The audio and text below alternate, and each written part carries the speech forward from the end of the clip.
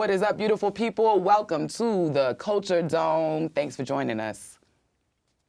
And we are here. I'm your girl, Chantel, here with the Hip Hop Gamer. The one and only, you already know what it is, man. The one and only Hip Hop Gamer, Hot 97, Logitech G, Culture Dome, baby. Let's get it poppin', Chantel. What up? As per usual, we about to get into it. Yo, let's get into it, man. Let's get into it. There's always something. Yeah, it's always something. I almost didn't know what to pick because there's been so many things going on, you know. Yeah, I'm learning a lot behind the scenes, but y'all about to find out right now. Let's start at the top. Let's just go ahead and bring it up.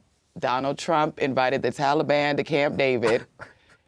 He invited the Taliban to Camp David. Are you serious? And the real catch-22 of this situation is that nobody would have known about the meeting except that he tweeted about the meeting. Well, so he said there was going to be a secret meeting.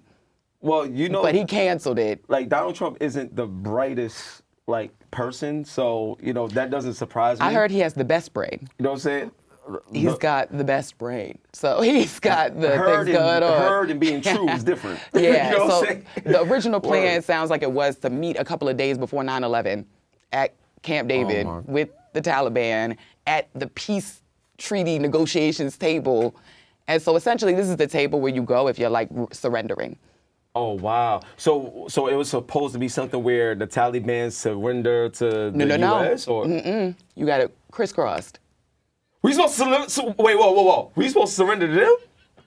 Yo, you gotta stop lying. You can't be lying on the show, bro. He's hearing what it is. Yeah, that's what that table is for peace negotiations on our end, so that the U.S. could get out of areas in Afghanistan where the Taliban occupy right now. And that's not the government, right? So really we just invited a terrorist group to the United States to negotiate with them, which is flat out something Donald Trump said he does not do.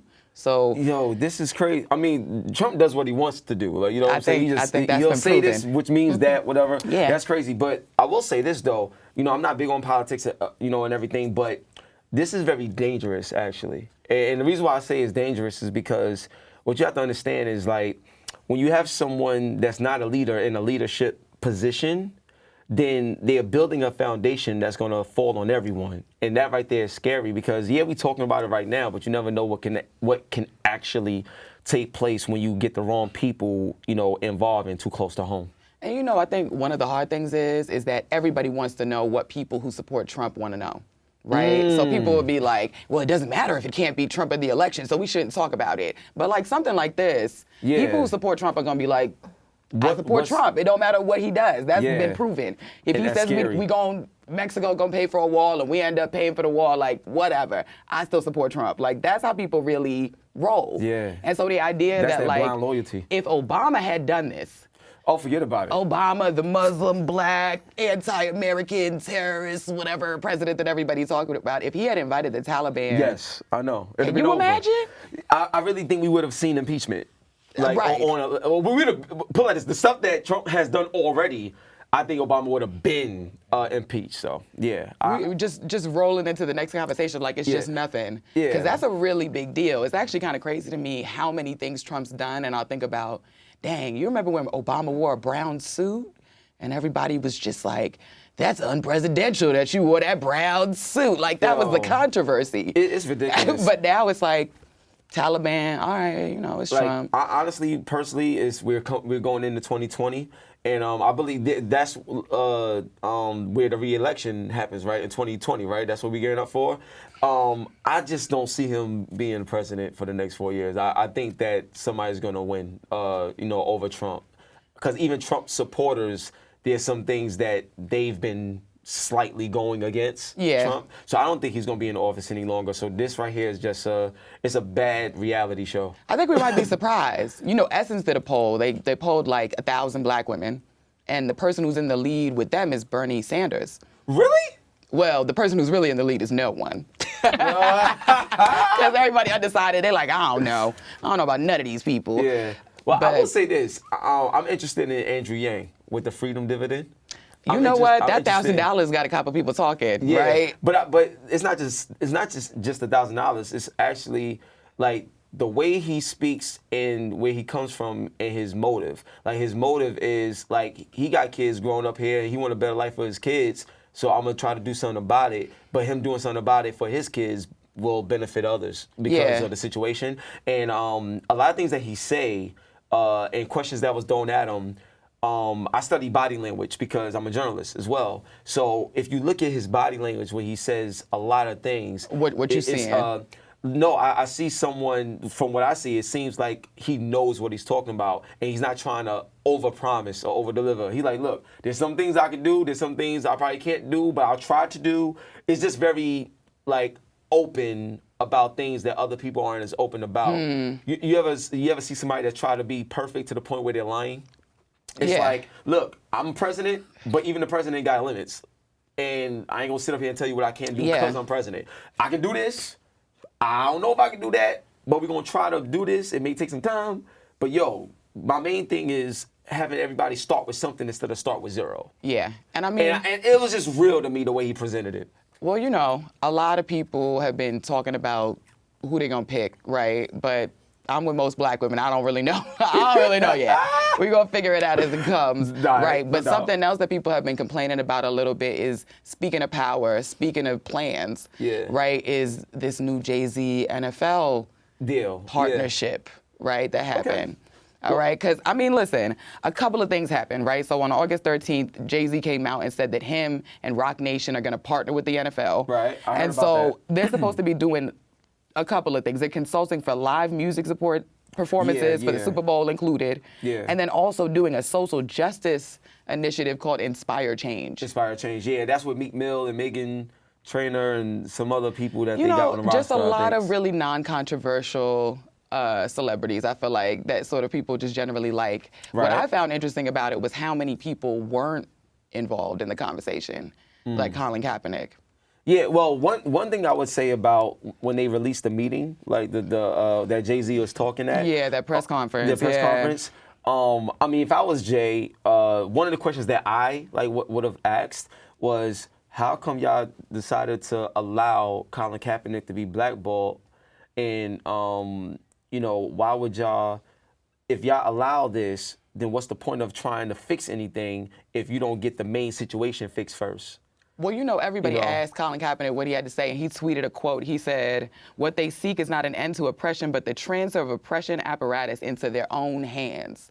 Ooh. Which is kind of a low blow, right? Like, that's kind of like saying Jay-Z don't really want to change anything. He just want to be the one in charge of the whip. You know what I mean? Yeah. Which is a way to look at it, which is a different perspective, right? And a lot of people say a lot of organizations that work for Black rights are really working to become oppressors, right? Like, I just want to be the next billionaire. I just want to be the next person who can exploit Control people. and exploit people, Well, like I said, I don't know what's in Jay-Z's mind. I'm not the type of person to just jump on what I see so fast, because what you see doesn't actually mean that's actually what it is. So here's what I would say.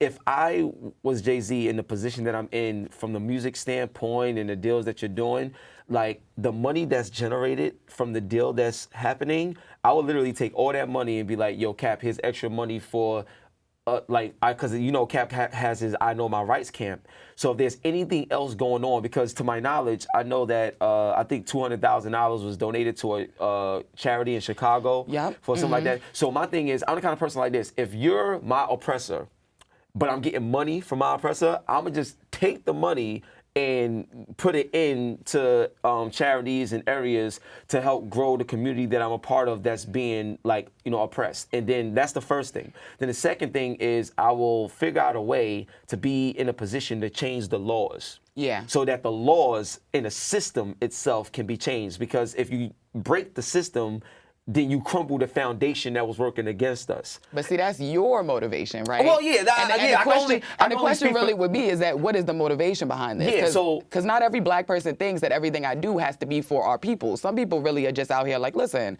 I'm an individual, right? I got an individual hustle just like everybody else got an individual hustle. Yeah. So if I want to own something or do something, it's not about every single person that I've ever looked like. Yeah, it's absolutely. about my dollar. You know what I mean? And so it's a hard thing because I get it on some level, but the hard thing is that same organization, it's called the Crushers Club. The Crushers Club, They, I guess, tweeted a couple of things out. You know, what they say? People, they dig back. They'll find the thing. They'll go, wait, Yeah. wait a minute You now. can't hide. Once it's out, Jay-Z's giving $200,000 to who? And so what they ended up finding was a picture of the woman who owns the organization cutting off Black boys' dreadlocks, saying that it was an opportunity to start a new life, right? Now that they cut their hair, they can start a new life.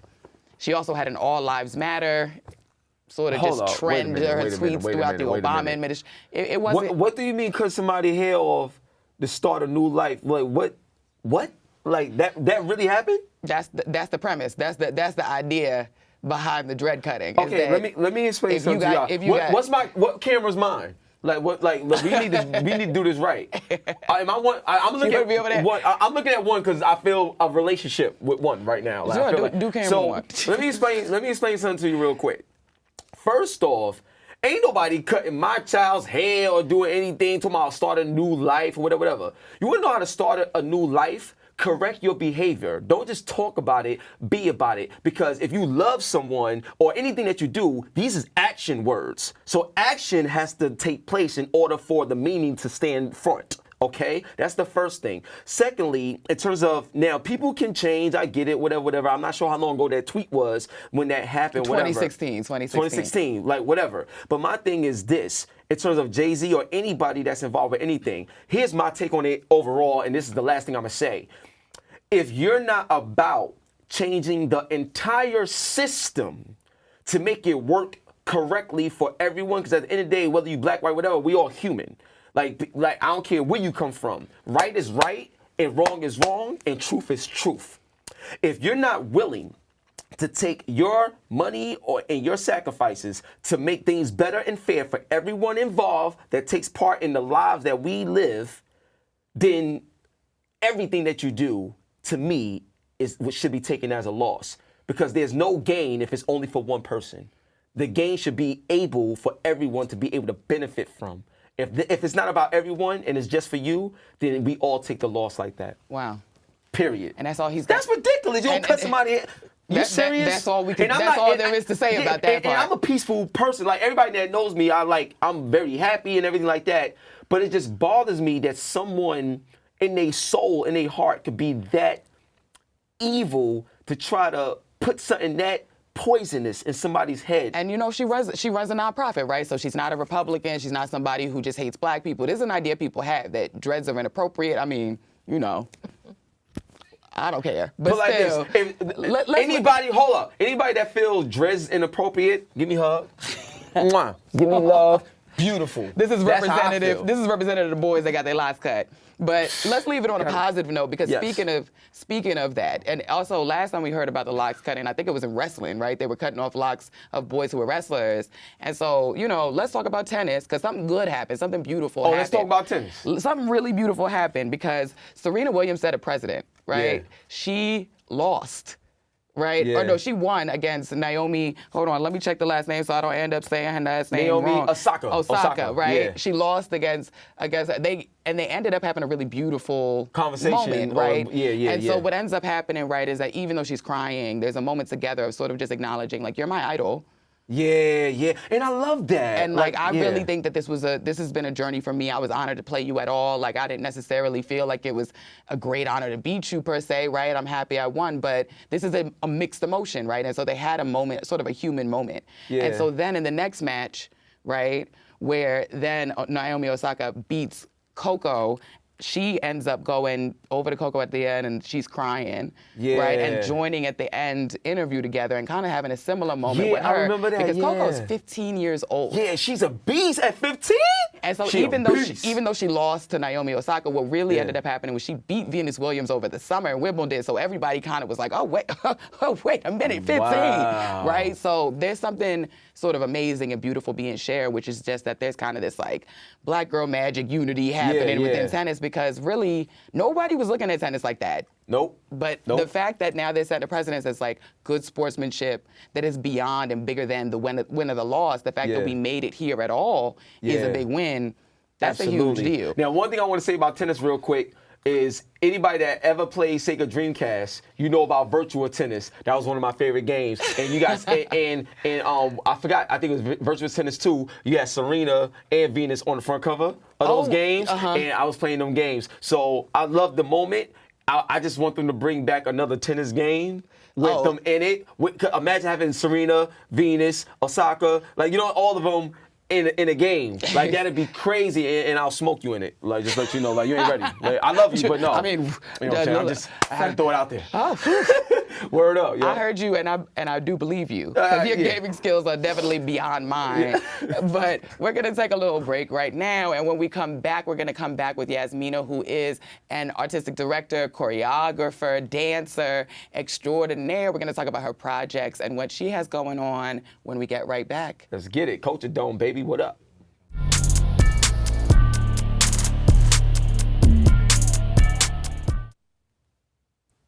And welcome back with Yaminah, whose name I accidentally said wrong before our break. Yaminah Legohn is here with us.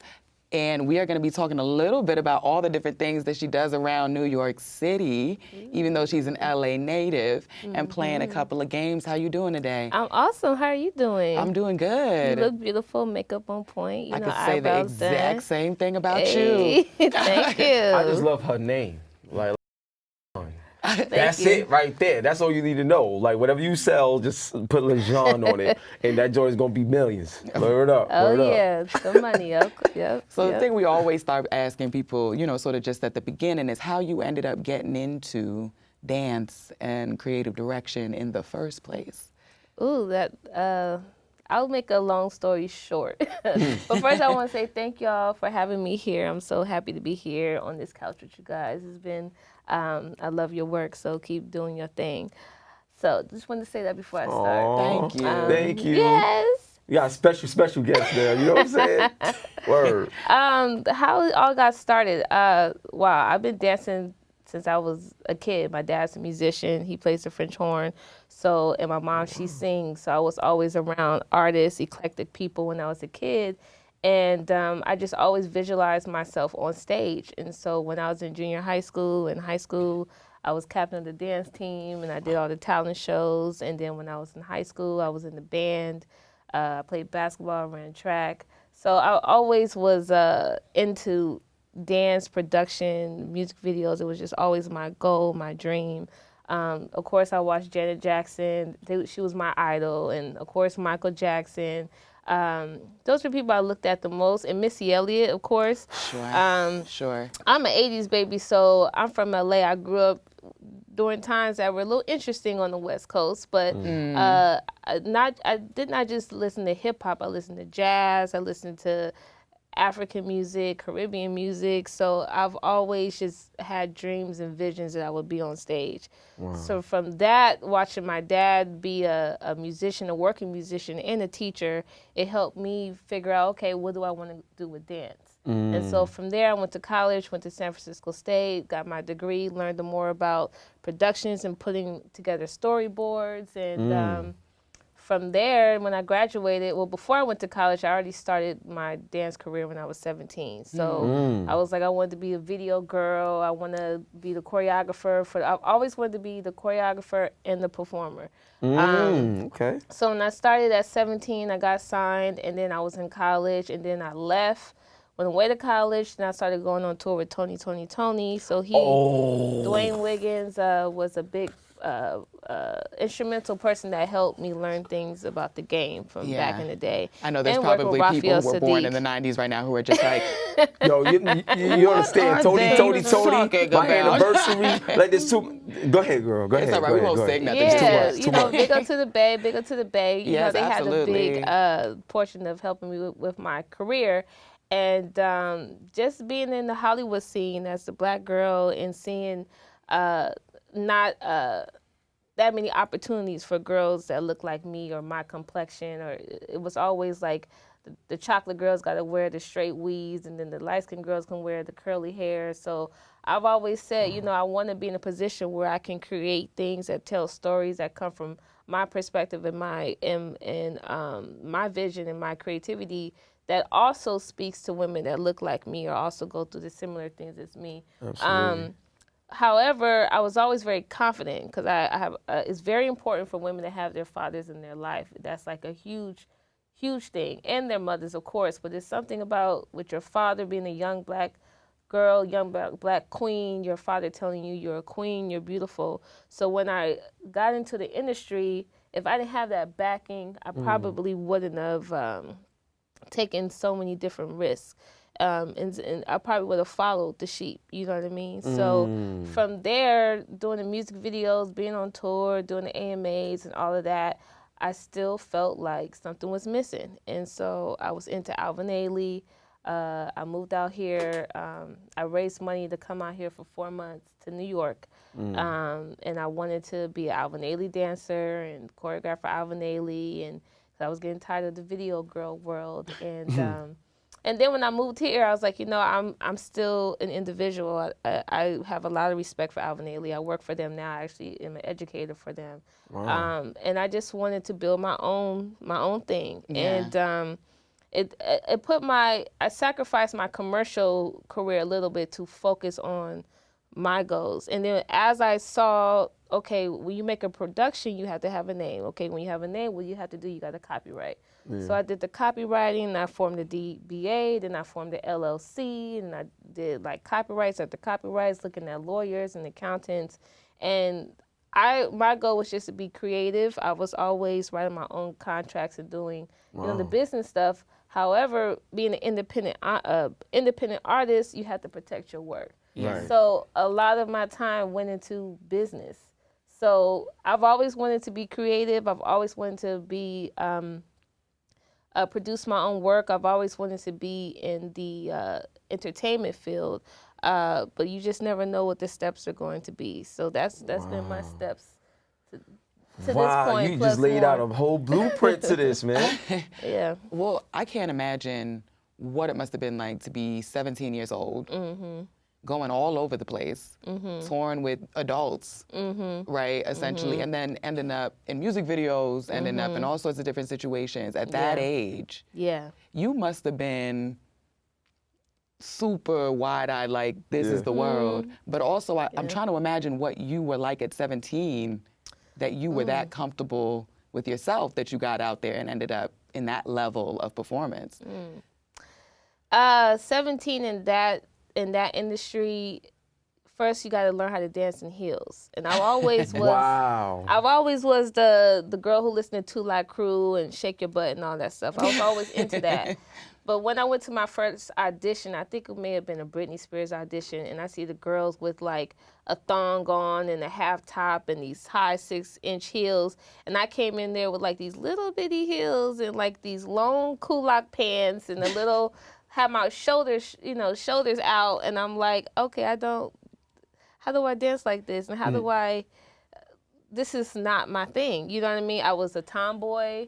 I love to shake my butt and stuff, and I love to dance, but that whole being sexy and a woman, I had to learn that instantly. From coming out of high school, going into the industry was a big, it was a huge step. I got a question for you. Rude awakening. I got a question for you.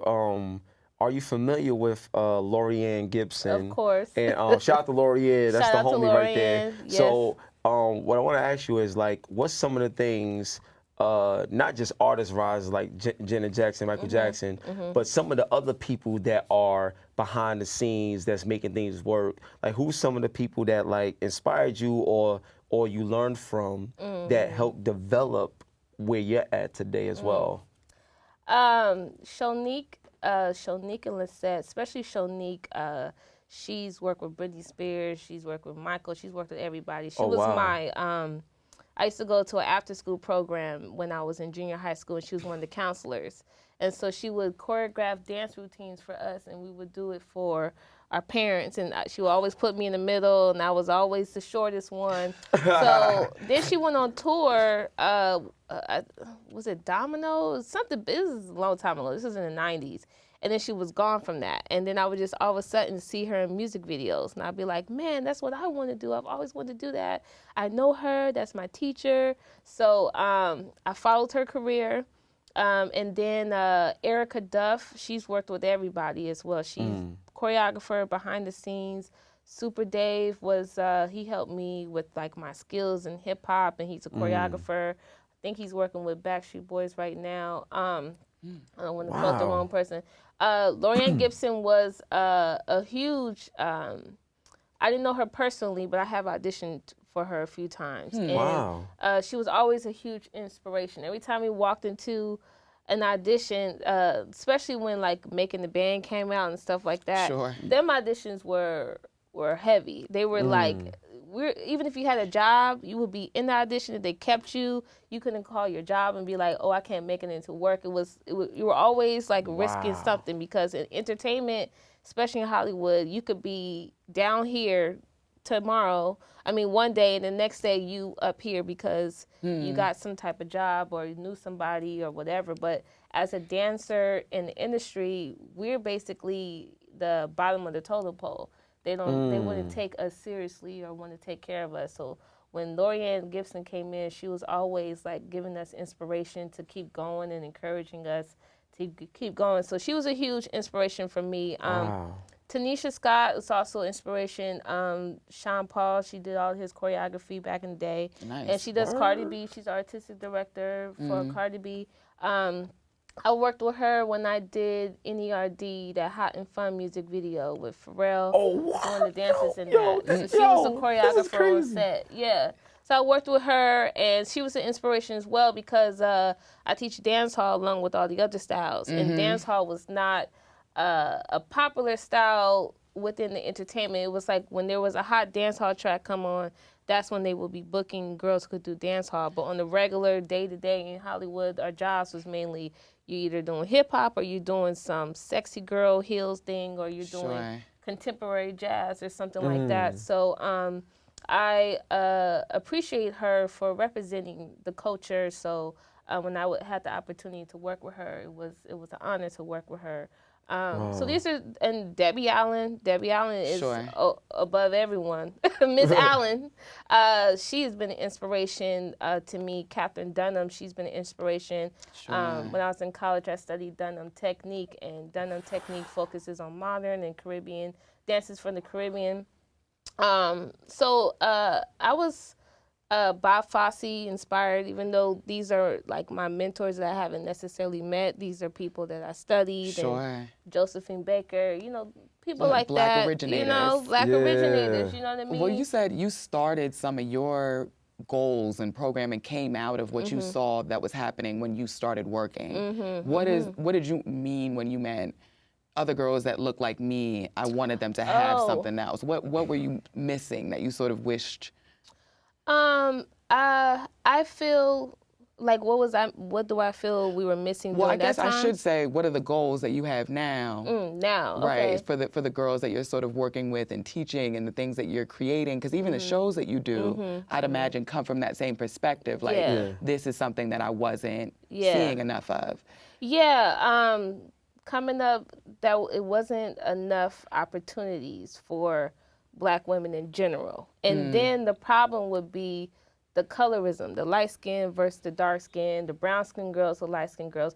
When we would go to auditions, they would separate us. So they would say the white girls over here, the Asian girls here, the Latin girls, and then the Black girls. And when it got to the Black girls, they'd be like, let me get the light skin girls over here and then the dark skin girls over here. Wow. And so then if a girl's like Latina, but she's Afro-Latina, she's like, or she's light or something, she'd be like, oh, I'm Black or whatever. They would, no, you the exotic Latina, you go over there. Or then it'll be like the dark skinned girls be like, okay, I should go into the Spanish or the Latina girls because I'm Latina. No, you're Black. Like you're dark, no, you go into this group. Yo, Just this that is Black crazy, man. Things have changed. I'm a little older now, but coming up in the game, that's how it was. And that's what we saw in the videos and when that's we were growing up. Really. Yeah. And so with me, a lot of girls, especially like when I would see, I'm from LA, so I'm from Crenshaw Adams, between Crenshaw Adams, Crenshaw and Slauson. I'm from real LA. So Hollywood, Hollywood is a melting pot. So everybody that's in LA and Hollywood are not from LA. So we would get a lot of girls who were from New York, beautiful girls from New York, dark-skinned girls beautiful, and then they would come to LA and it would be like a whole different story for them. Is it a different work-wise. scene in LA? It's a different scene. When I moved here, it was like a culture shock. Even though I've been around so much culture, my family's from, my grandparents are from New Orleans, Mississippi. My stepmother's from, my former stepmother's from Guyana, so I've been raised around a lot of Guyanese, and my auntie's Jamaican, so I've been around a lot of different people, and then Africans, Senegalese. But when I moved to New York, it was like, oh my God, I see chocolate girls on billboards. I would never see that unless it was in front of a Just For Me perm box. You know what I mean? So New York, I felt embraced, especially East Coast, I felt embraced black women more. I saw more natural hair and all of that kind of stuff. It was a culture shock for me because in LA, like, you got the dark girls, the light girls, and it's cool, but everybody got the weave, you got the braids or the weave or the perm. Sure. So when I moved here, I chopped off all my hair, and then I went through this whole process of a black woman, like, dang, I don't even know what my hair texture is because I had a perm when I was 12, you know? And then going in the industry, if you chocolate, you gotta have that straight weave. So girls is perming the top of their hair and putting the weave. So it's so much that went on behind the scenes that people didn't care for. So for me, it was like every time I came in, I knew I was confident. I knew I was bad and all of that. I didn't like my weave, but I knew I wasn't my weave. I was like, I don't like to do my hair. This is what I got to do for the camera, but this ain't me. You got to say that again. Like you said, even though I had a weave, but I wasn't by weave. Like, yo, I mean, I know it's a weave, you know what I'm saying? But like the way you said it, it's like you didn't allow the modifications to define who you were. No. It's like it's a prop for the moment, but no matter what I do, you're gonna know it's me. Yeah. No matter what I got, you're gonna know me. And that right there, I think, is amazing because in this day and age, a lot of people get lost fast because of what they're told or what they deem society says is valuable. So they lose who they are in the process of trying to make it. So what you just said is so powerful because I feel like everybody should allow themselves to take back their power.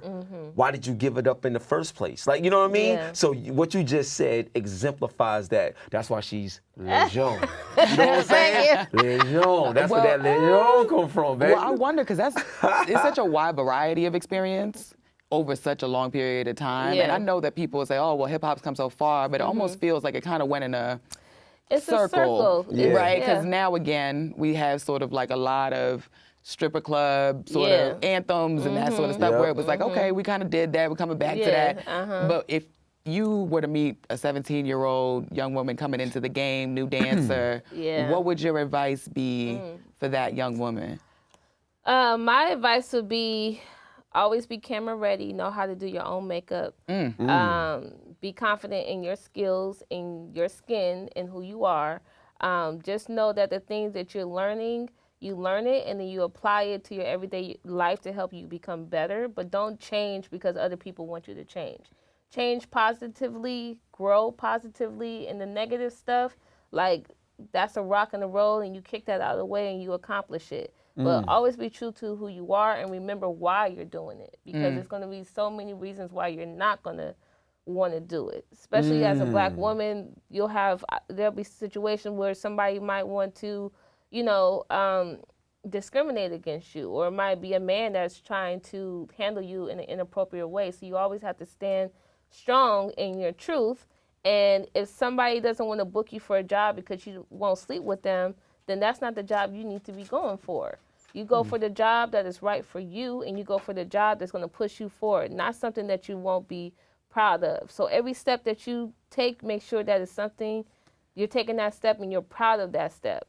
Like with me coming up in the game, I've had plenty of opportunities where guys would come to me and be like, oh, if you do this, or I'm not going to book you because you're not going to do this. Wow. I always held my ground. Like my parents, my mother is a strong woman. My grandparents are strong women. I grew up around strong women. So I always keep my integrity. I never lose that. Has it ever been tough?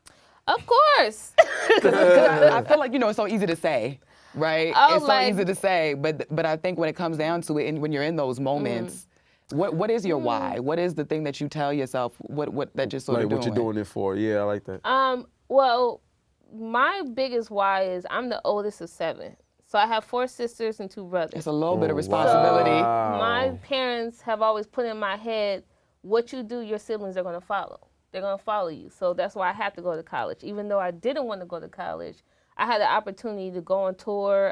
I had auditioned for Brooke Valentine. And Kiki, big ups to Kiki, she's the one who told me, finish college and then get back in the game. You know what I mean? So I'm with that, I was always like, okay, my little siblings are following me, so I'm gonna go to college. They're gonna go to college. I'm gonna have a job. I'm gonna show my hustle. They have they have guidelines. I want to say I have guidelines. All my siblings went to school. I have 3 of my siblings have their master's degree. My brother's in Europe, training in Italy. My sister's a teacher. My brother, he does with business management. My sister's a graphic designer. My other sister works for San Diego State. Wow. My other sister's a dietitian. All right. So, you know, I set examples. You check. Oh, yeah, check. And then my cousins, too, you know, they're doing their thing. They're artists, musicians. They're in psychology. So, Wow. I had to set that tone because in entertainment, especially for Black women who got butt and all that stuff, Sure. they're going to be putting you in some skimpy stuff. So there's been situations where, you know, my dad or my family has seen me on screen and be like, okay, or see me, see me in the show and be like, they want Yaminah, why you warn me about that? You know, but they know that it's my craft, it's my art. You know That's what I mean? beautiful. And no, I'm not going home with you tonight because I was doing this on stage. No, I'm an artist. This is my art. Respect the art. So showing that I can be an artist and I could be confident in myself as a woman and still be beautiful. I can wear some skimpy clothes, but I'm in my being my artist, or I can be in my professional boots or whatever. I can switch it up, but I'm always going to be me. Absolutely. My credentials are there. I did the work. I have it in black and white. You know what I mean? And then I do the colorful stuff too. You know, so yeah. Well, now you've done so many things, right? So you've worked with Pharrell, you've worked with Nick Cannon, NERD, Sean Paul, Lil Wayne, Shakira. We've got the resume packed. You've got your own burlesque show that you just wrapped up. It sounds like a House of Yes. Yes, a House of Yes. And yes. Out of all of that, what has been your favorite thing so far? What has been my favorite thing so far? All of that, I will say, it's so many pockets. I will say, I love the fact that I do have my own show that I produce. Like, what's it like to watch it? That sometimes I don't get to watch it because I'm behind the stage and helping everybody. But this last show, I was able to be up with the production and really watching it. And I really sat there and be like, man, like I put blood, sweat, and tears, my money, long nights, no sleep, organization, delegating, giving this task, choreographing, working on this paperwork, whatever. To see that come alive, and then the audience enjoyed it, like they really enjoy it. That's a huge gift. It just sometimes sometimes the process just takes it feels like it takes so long. And so what I'm learning, or what I've learned, is you have to enjoy the process in some kind of way. You cannot be. It's going to be stressful. I'm not going to say, you can do your wuxia, feng shui, whatever. You do that, you're still going to be stressed. You can drink your tea, you can burn your sage, you can burn your Palo Santo. You're still going to have, you say your prayers or whatever, you're still going to have those moments. So to see my work come alive and my artists like really execute what I asked them to do, it's an honor for me. It's to that little girl, that the vision that I saw in my mind, it really came to life. That was, I would say today, that's like, that is my biggest accomplishment, one of my biggest accomplishments. I would say overall, I'm an educator, and I do mentor young people, and I've traveled. One of my best experience traveling was going to Indonesia. This was a long time ago. You went to Indonesia? Yeah, this was like in 2009. This is crazy. When I was working with Dwayne Wiggins, and we were opening for Akon. And when I went out there, and how the people treated me, and have them watching me on stage and really being connected to me as a dancer, not just the artist on stage, like really having those experiences with people in live shows that they really respect my craft. That's like a great feeling. I'm a performer first, even though I produce and I boss and I that and I this. I will always be a performer first. You know what I mean? So I am a hustler. So a lot of artists are not both. So I'm both. So, you know, sometimes one day I'm more so of a performer and one day I'm more so of the businesswoman. So it switches off and on. But it sounds like you like the connection. Sometimes. Sometimes? You talking about the business part? No, but for the performance part and for the kids parts and the mentoring, that for you is the part that feeds you. I love that part. Yeah. The other part is, no, that's not fun. No, I mean, listen, but it got to get done, and I'm glad you're doing it. Well, so we're going to take a little break, and when we get back, we're going to play a couple of games. You're gonna use your dancing skills a little bit, not for too long, and then we're gonna play our classic conspiracy theory game. And then we'll wrap it on up, and you can announce anything you got going on so the folks know. And we'll be right back. Cool. Yeah.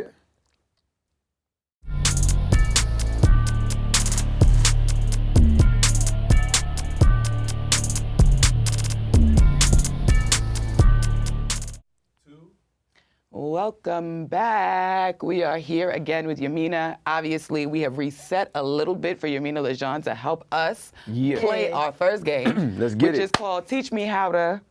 And we are going to go ahead and go through a couple of dances, most of which are from the West Coast, because I wanted to throw it back to your youth them. And so we're going to go back and try to see if we can learn a little something from you, since you're master choreographer, dancer, teacher extraordinaire. Okay. All right, so we're going to play a little beat. Okay. All right, and so first we're going to start out, and I'm just going to go teach me how to, and then I'm going to name the first style.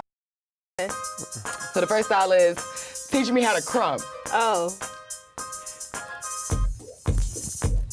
Oh, wait, hold on, wait.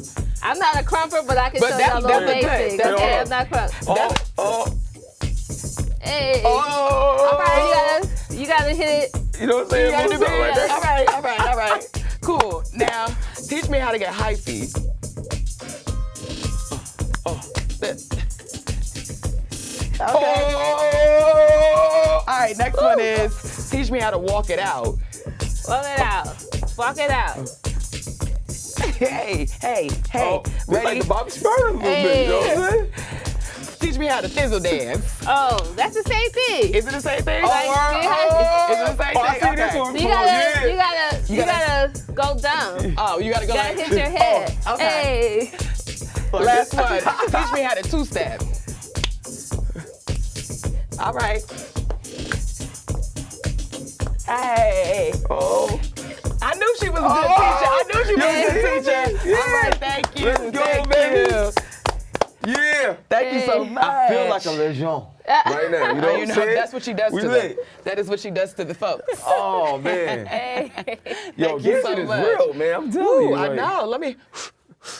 Let's reset. We got to get ourselves back together. I wonder how that's going to look when people see it. It's going to look good because she's a master teacher. Just trust her. Trust her vision. man. I'm not a crumper though, so for my crumper people, you know. Right. We so apologize those to anybody who's like a street dancer who felt like they wanted to come out here and really get it in on the stage. We did our best. Yes. Oh, man. And honestly, your best is much better than my best. So whatever it looked like on your whatever it ends. looked like we did, I know you did it 10 times better. So, like facts.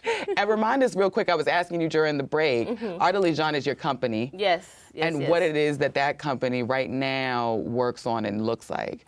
So Art Legohn LLC is a multimedia arts and entertainment company. We have a visual arts department, we have a music department, and a dance department. So Art Legohn Dance Company is part of Art Legohn LLC. So that's the house of Art Legohn Dance Company. And we do community engagements, and you see my girls from the company in Red Light Special and Night of Urban Burlesque.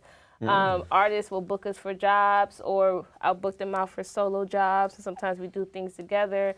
I also hired individual artists from outside the company and bring them in. So we've done fashion shows, videos, different things. So, Wow. yeah, it Wow, covers that's dope. home of a lot of artists. I just that wanted to work. give you space to say that because I feel like we did not touch on that because Oh, you have yeah. such an extensive resume. We didn't even get there. I just want to Yes. give you that drop really quick so we can Yes, talk about Art the Legohn. biggest thing that you have done, you know, in terms of business-wise. Oh, yes, I'm sure building that's my been a lot company. of work. Yeah, a lot So of I'm very important That's to crazy. Yes, yes. highlight yes, those type of things here. So Yes, thank you. before we jump into the next ridiculousness that we're gonna do, and we call this the conspiracy theory game. Okay. So the way it works okay. is kind of like two truths and a lie. I'm gonna Okay. tell you two things that are actually facts but sound like conspiracies, Okay. and one thing that's just a conspiracy that's just made up, right? That Okay. somebody just said. And so Okay. we're gonna try to guess which one It's true. is or false. true and which one is completely made up. And two I are should say true. which two are true and which Okay. one is completely made Got up. it. Okay. Are we ready? I'm Yeah, ready. yeah, I'm ready. I like this part You like of this? the show. yeah. Okay, so we're gonna. Dun dun dun. I wish we Yeah. had some game music so I I like can change that. a lot of Do, good do, stuff. This is cheaper than that. So just imagine it. Just imagine it with your mood. Okay, so the first conspiracy is ancient Egyptians had functioning pregnancy tests. What? Wait. That they had Functioning- pregnancy tests that worked in ancient Egypt. You could take a test and it would tell you if you were pregnant or not. I wouldn't be surprised, so I would say true. Okay. I want to play. Play. I'm gonna go with Legion and say that that's probably true, just because they do amazing things like back then that we probably never even knew about. Yeah. So it don't surprise me. Just so if it many was things got true. destroyed that I feel like we had to reinvent. So who knows, Yeah. right? Right. Okay, so the next thing is that Jay-Z is set to become part owner in the NFL. That's false. Yeah, part owner in NFL, the whole. Or in an NFL team, but just ownership, that's part of what's going on for Jay-Z. Are you saying that's what all this riff is about? Him becoming an owner, or he will become an owner in the future? No. They're saying that that's what this is all about, Well- that Jay-Z is set to become an owner, that this is the beginning of him becoming an owner in the NFL. I don't think he's trying to be a owner. Well, this is just a theory that's out there, right? There's a Yeah. couple articles that got written about it. There's some people who said it. Do you think it's true or false? Well, you want to I'll hear go the with third false. one before you guess? Okay, the third one is that Saddam Hussein has the key to the city of Detroit. Come on, man. All right, so Okay. that's false. I'm gonna say false, and the Jay-Z thing is true. Yeah? Yeah, I'm gonna say that's false, and Jay-Z joint is true. Well, you know your gut instinct was right because the Jay-Z thing is false. There's no Oh. evidence anywhere that Jay-Z set up to own anything in the NFL. okay. He's just doing this partnership. It is true. Saddam Hussein has a key to the city of Detroit. Google it. Just a You for- figgity fact. Yep. Oh. But thank you for playing. Oh wow. That is our game. What about the That's Egyptian crazy. test? Though? The We Egyptian were right. pregnancy So we test were right. is that Yeah. was true. Okay. Yeah, so that was true too. Wow. The amazing I but like true. this, man. I like the conspiracy game. This is And dope. you know, weird but true. Yeah. I feel like real life's always more hard to believe than the Yeah. conspiracy, right? Yeah, that's interesting. Well, thank you so much. Thank you. I hope you enjoyed yourself in our last little did. games here. Yes, And tell people if they want to find you, where it is that they can find you. All right, y'all. You can holler at your girl, Yaminah Legohn. You can catch me on Instagram, Yaminah Legohn, YAMINAHLEGOHN. You can follow my company, Art of Legohn. You can follow us on Facebook, Instagram. You can go YaminahLegohn.com, artoflegohn.com. You can check out my show, Red Light Special, A Night of Urban Burlesque. You can find that on either YaminahLegohn.com or Art of Legohn, or you can Google it and you'll see it. We're Red Light Special at House of Guests. Our next show will be in February. And then I also have Dance Hall Battle NYC that happens every March. So you can visit Dance Hall Battle NYC on Instagram and follow my dance page, Afro Caribe. So much things happening. So Just so many things. we're in September, so follow us and check and see what we got going on. Yeah. It's Yeah. amazing. You're the best, Lejean. I'm gonna say that even after the show is over. I'm gonna be like, yo, I'm gonna call you that, like, and be like, yo, Lejean, what's going on, son? Well, before Yo, we sign out, you have anything going on coming Of up? course. So, I'm playing a whole lot of NBA 2K20 right now. So That's the I'm new release. Working on some events right now with Samsung. So I don't have a date set yet, but I'm looking to do something really big at the Samsung store to celebrate the launch of NBA 2K20. Also, my gaming and guidance program in October next month, I'm looking to do a big one for the shelter. So there's a lot of kids that's living in the shelter. We want to be able to do some amazing things for them too as well, Nice. and give back. So I'm looking to do my gaming and guidance program there. And also in October, I'm looking to do a big event at Launch, which is Launch Queens. It's a big trampoline park, and I'm looking to theme it out for the launch of Call of Duty. Wow. So that's gonna be cool. So you could jump around and everything like that, go through the American Ninja Warrior stuff, get the Call of Duty stuff going on. So it's gonna be fun. Want everybody to come out once I get a date set for that too. But that's a few things. Y'all both got more than a few things going on. Yeah. So New York City, if you hear there are some things happening, if you like gaming, if you like dancing, if you like dance hall, burlesque, hip hop, anything, we got you. Yeah. So please find out more on Young Boss Media, subscribe on YouTube, and join us next time on the Culture Dome. Thanks for joining us. And we out of here, baby. Peace. Peace.